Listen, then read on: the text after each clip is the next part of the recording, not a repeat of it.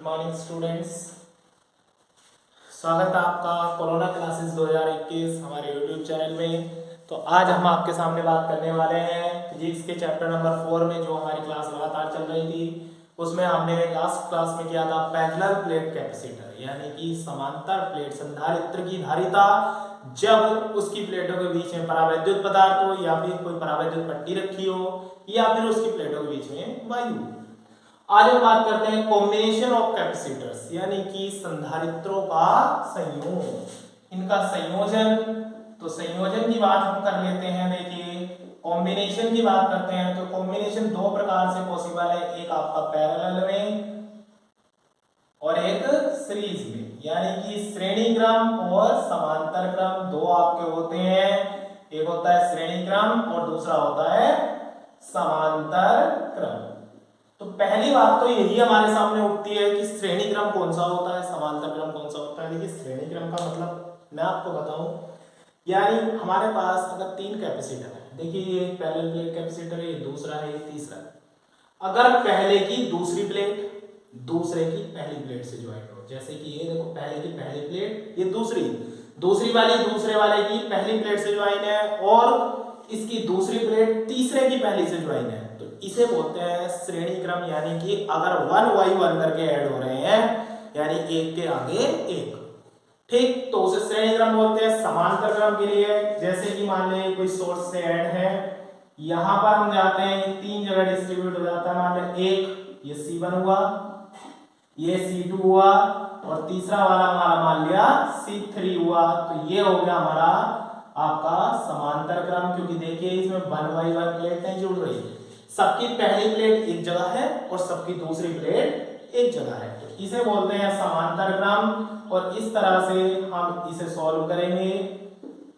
दोनों के लिए आज हम क्या निकालेंगे, धारिता, तुल्य धारिता का सूत्र निकालेंगे। तो सबसे पहली चीज हम जो आपको लेट कर रहे हैं, इनके बीच विभवांतर मान लिया हमने। पहले हम बात करते हैं श्रेणी क्रम की। श्रेणी क्रम में तुल्य धारिता किस प्रकार कैलकुलेट होती है, तो उसे ध्यान देंगे। सबसे पहली बात कर लेते हैं इसकी सीरीज।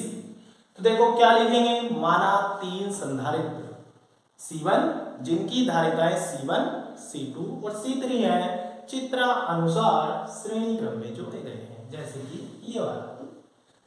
क्लियर? फर्स्ट वाला चित्र कैसा है, सीरीज का। तो माना तीन संधारित्र जिनकी धारिताएं C1, C2, C3 है, श्रेणी क्रम में जोड़े गए हैं।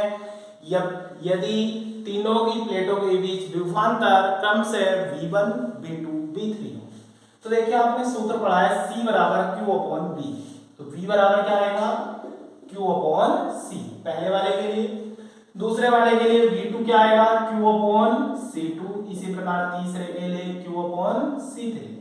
परिणामी विभवांतर अगर आप निकालेंगे तो तीनों को ऐड कर लेंगे, V1 + V2 + V3। अब यहां पर ध्यान से देखेंगे, V1 का मान Q/C1, ये Q/C2, ये वाला Q/C3।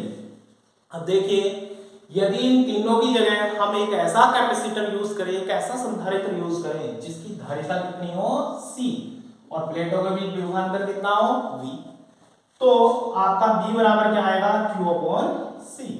आप क्या लिख सकते हैं यहां पर, यदि तुल्य धारिता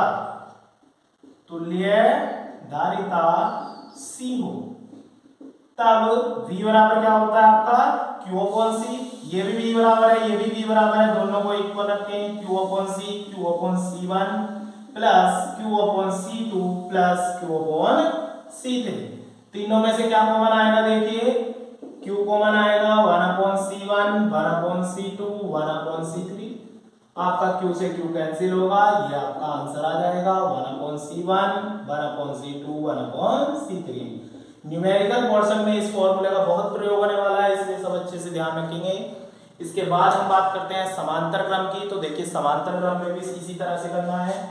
सबसे पहले क्या लिखेंगे आप, मान लिया तीन संधारित्र जिनकी धारिताएं C1, C2 और C3 है, क्रम से समांतर क्रम में जोड़े गए हैं, चित्रानुसार समांतर क्रम में जोड़े गए हैं। यदि देखो यहां पर क्या था, दोनों में एक चीज और ध्यान रखिए, श्रेणी क्रम में आवेश एक जैसा था, विभवांतर अलग अलग था।